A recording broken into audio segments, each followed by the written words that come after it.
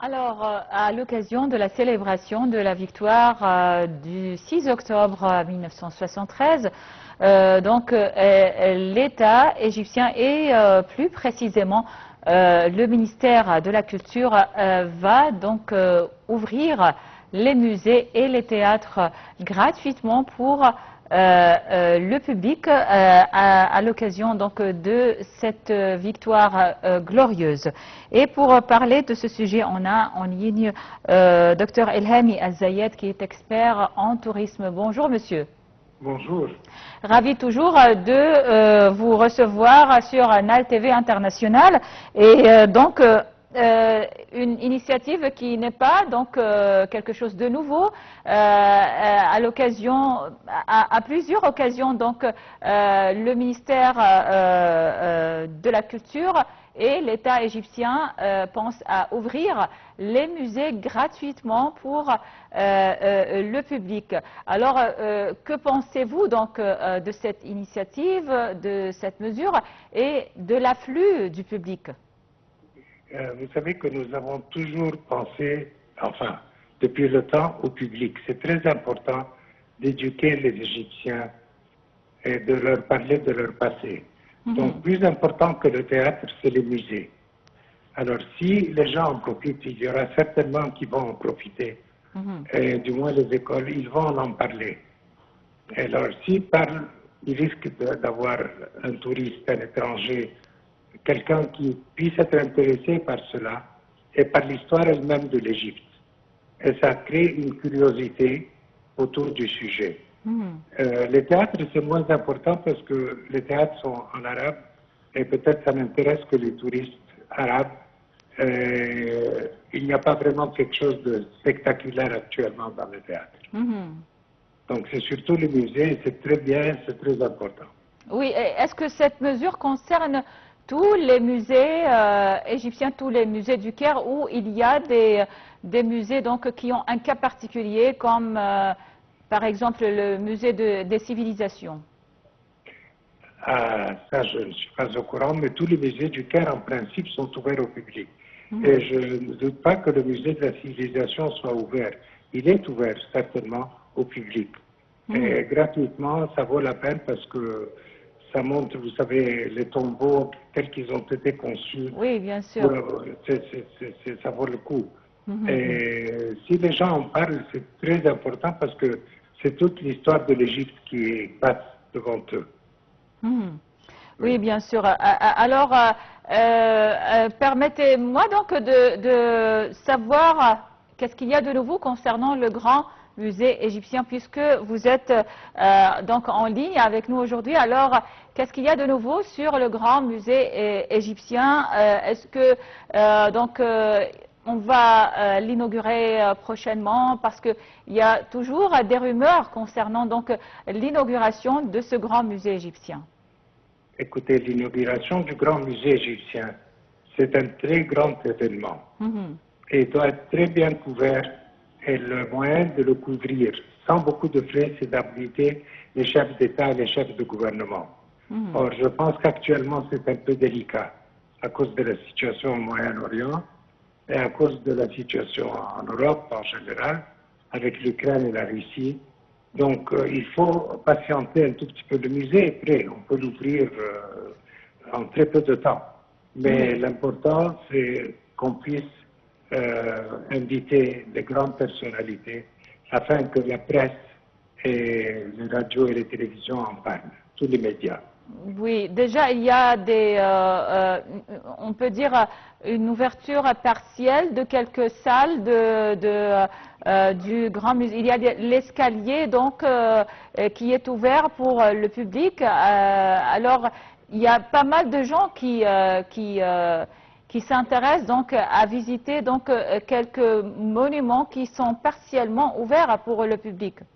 Oui, il y a 67 monuments sur les escaliers, les grands escaliers. Alors là, c'est intéressant, bien sûr, mais ce n'est pas assez pour donner l'envie à quelqu'un de voyager spécialement pour ça. Par contre, tous les étrangers qui sont en Égypte, ils vont visiter. Ils ont visité les ambassades, etc. Et ça, c'est un relais très important parce qu'ils peuvent relayer ça à leurs concitoyens et ça fait toujours intéressant d'en parler. Même s'ils ne viennent pas aujourd'hui, ils vont venir demain, ça c'est certain. Oui. Donc il faut avoir un peu de patience, mais ça va venir. Oui, bien sûr. Oui. Retour donc au sujet des musées égyptiens et l'inauguration donc gratuite pour le public à l'occasion de la célébration de la victoire du 6 octobre. Parmi les musées du Caire donc ou parmi les musées en Égypte en général, qu'est-ce que les musées donc que vous conseillez pour les jeunes, par exemple, qui n'ont pas une idée donc, une bonne idée ou une idée générale de l'histoire de l'Égypte? A priori, ils doivent visiter le musée égyptien. Oui, à Et le Tahrir. musée, exactement, intelligemment. Pas en faisant du bruit, pas en allant pour rigoler, c'est pas une promenade, c'est un musée. C'est un musée d'une extrême grande valeur pour tout le monde. Oui. Et vous savez qu'on n'a pas transporté encore les trésors de Toutankhamon. Donc, c'est très important pour voir.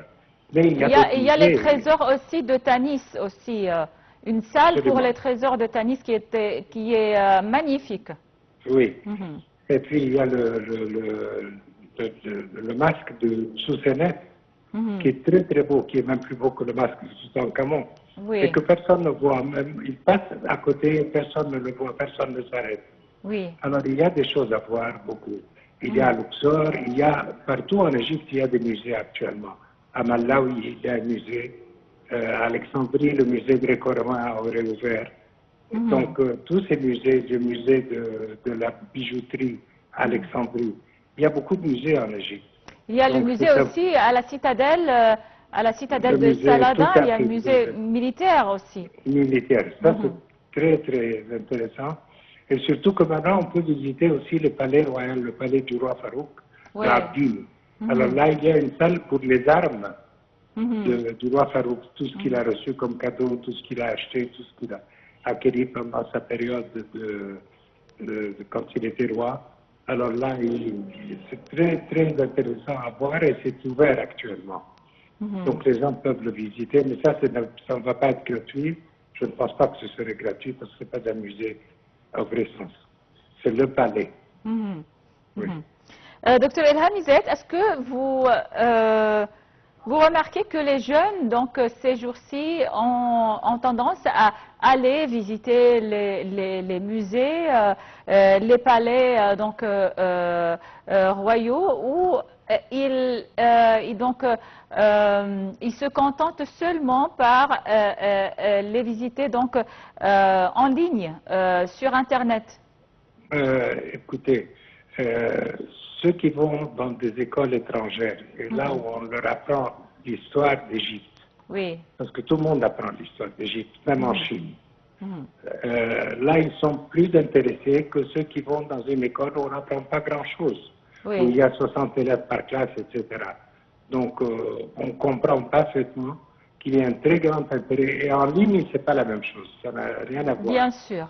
Quand on voit le musée, on voit les choses de près, c'est tout à fait autre chose. Oui, bien sûr.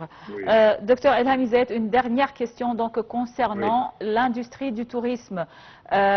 Vos prévisions pour la saison hivernale et aussi quelques indices concernant le tourisme pendant la saison la saison passée. Oui, la saison passée n'était pas mauvaise, elle était pas mal. La saison d'avant était extraordinaire. Ça a été un rebond. Cette année, on serait très content si ça va être la même chose que l'année dernière, avec tout l'espoir pour viser pour l'année prochaine. Pourquoi je dis ça? Parce que maintenant, la grande saison, c'est octobre, novembre, décembre. Oui. C'est trop près et il y a tous les problèmes du Moyen-Orient, les problèmes de l'Europe, donc tout le monde est intéressé par autre chose. Mais on espère que pour l'avenir, ça va revenir, c'est certain, ça va être beaucoup mieux qu'avant. Oui, on espère que ça sera une bonne saison malgré donc tous les conflits qui nous entourent et tous les conflits aussi en Europe. On espère que ça sera une saison magnifique pour le tourisme égyptien. Alors, Alors, Oui. docteur Ilham Zayed, expert en tourisme, merci beaucoup pour votre intervention. Toujours un plaisir de vous recevoir à Anal TV International. Donc, passez une excellente journée. Et c'est ainsi que prend fin cette édition de Bonjour l'Égypte. Merci pour votre attention et restez sur Anal TV International pour la suite de nos programmes qui vont se poursuivre jusqu'à 13h heure locale du Caire.